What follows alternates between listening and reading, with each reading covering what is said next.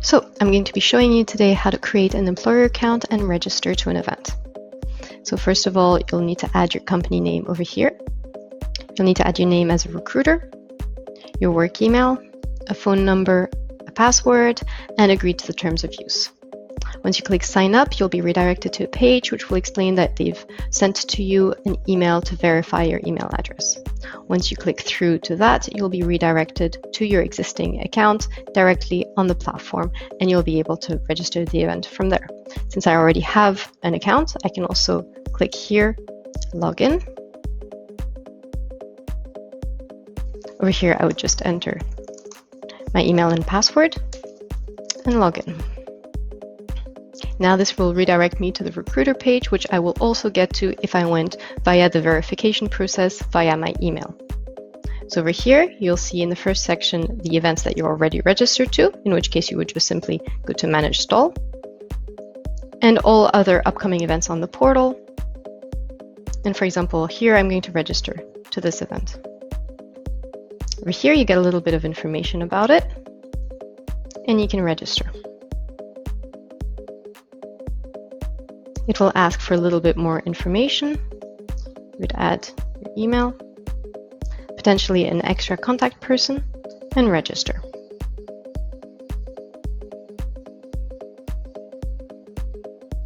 And this is how you will get to the recruiter part to manage your participation in an event.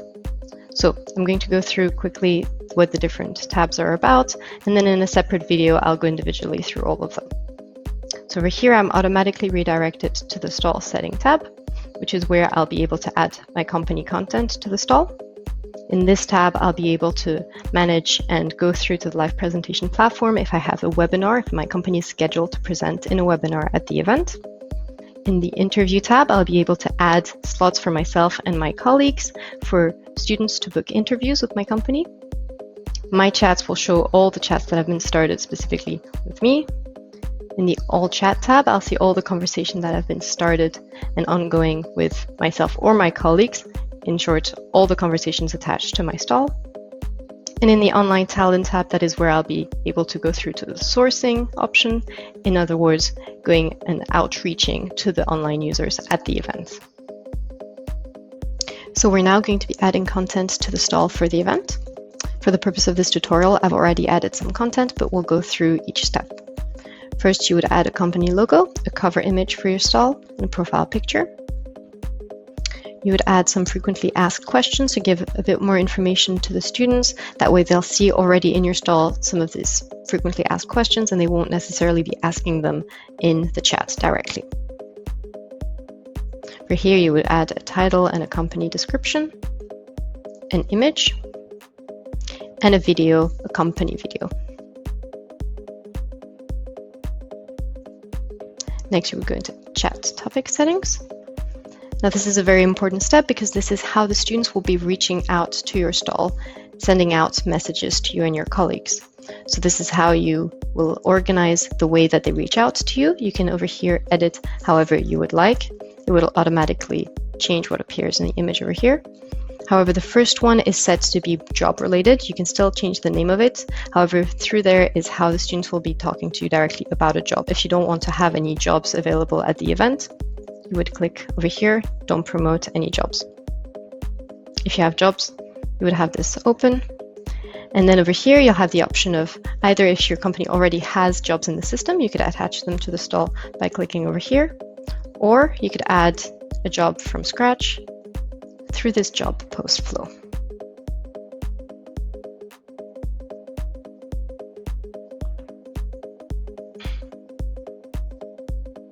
Next, the candidate requirements. So this is only if you want to let candidates that see your stall know that you're only looking for a specific kind of candidates. So over here, you could have a mandatory language, a specific degree or degree level, job types that the users should be interested in, and for instance, the location of the user. If you put these as a mandatory requirement, the student will not be able to start chatting with your stall unless they match this according to their profile. Next, we would go to the team. So this is how you'll be adding your colleagues into the chat team. Your colleagues will need to be added into this chat team in order to have access to the all chat feature. You can either find them already as part of your company, or by going to the bottom here, invite new team member. Where here you'd add their information, including email, and that will send them a confirmation email prompting them to come to the event.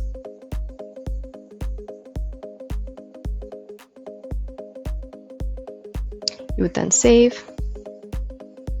You can preview the stall by how it looks from the student perspective to see the content that you have uploaded, and set the stall online. So what this does is that the students who are already registered for the event will be able to go through your stall content in advance of the event, and we recommend this so that they can prepare for the conversations.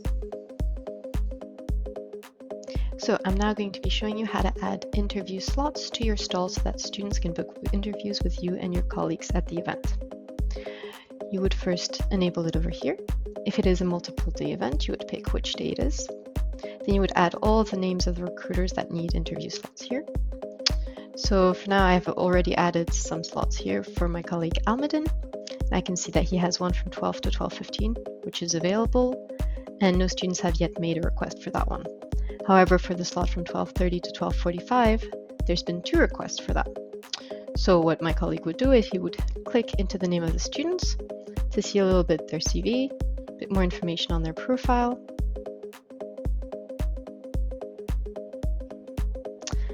and he would then decide which student to accept or reject. So let's say if you click on reject, you'll get the chance to give a reason. And the student will then receive an email explaining why they've been rejected from that interview request. If instead you want to accept it, you would click here. So now I can see that Christine is set to have this interview slot with Almedin 12:30 to 12:45. 10 minutes before the interview is set to begin, both Christine and Almedin receive a reminder. And Almedin would just simply go into here to join the call directly in the platform. Almedin can also decide to delete the time slot, in which case Christine can then receive an email informing her that the interview will not take place. Or if Almedin was to delete a time slot when there have been several requests made for it, they will all receive rejection emails for it. As soon as you add a time slot over here, that will be automatically added to your stall, and students will already be able to start making requests for it. Students can also continue to make requests for bookings up till the day of the event itself, and maximum up to 15 minutes before an interview booking is set to take place. So I'll now be showing you how to manage incoming chats to your stall throughout the event. So in order to see the chats that students have sent over to your company stall, you will go into the All Chat tab. In order to actually have access to this tab, you'll need to be added to the chat team through the stall settings. So now I can see that in these conversations, who the different owners are. The owner can actually be changed even if the conversation has already begun. I can claim a chat for myself or assign it to a colleague. I can see what is the topic that the student chose in order to start the conversation. And I can filter and sort the conversations depending on some information, including whether the conversation has been starred, marked as unqualified, spam, or given a label.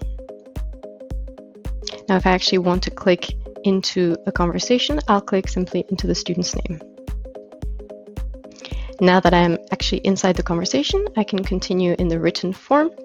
If I actually want, I can move this to an audio or video chat if the student is actually online. The audio and video calls happen already here in the platform. You don't need to download any software. It won't redirect you to any external site. You can find out a little bit more about who the candidate is that you're talking to by clicking here, and that way you'll see all the information they have uploaded into their profile. That way you won't need to ask all the usual questions that you usually would in a physical fair. You can share any online job that you may have. And if you message the student when they are actually offline, the student will then get a message or an email sent to them to prompt them to return to the event and continue the conversation with you. At this point, I can also mention that you can continue all started chats after the event has ended without any limits at all. So as long as a conversation has been started during the event, you can then continue it in the weeks after the event has ended. I'm now going to be explaining how to reach out to students during an event. So you would go into the Online Talent tab, and now you get to the visual overview, which will give you a little bit more information about who are the students at the event. You get some information about the degree level and majors, their graduation year, as well as ratio between students and graduates. When it comes to their preferences for work location, as well as job categories and job types. But if you actually want to reach out to the students themselves, you'll go into the Sourcing tab. Now, on this page, I'm able to see the list of all the students, both online and offline, registered to the event. So I have a few options. I can see over here, since it says See Chat, that means that one of my colleagues has already reached out to the student, and I can see the ongoing conversation. Or if I want to reach out to a new candidate, I could click on Chat, and that will open this little message box where I can write in my message to the student. If a student is offline, they will get an email prompting them to return to the event and see the conversation that you have started with them.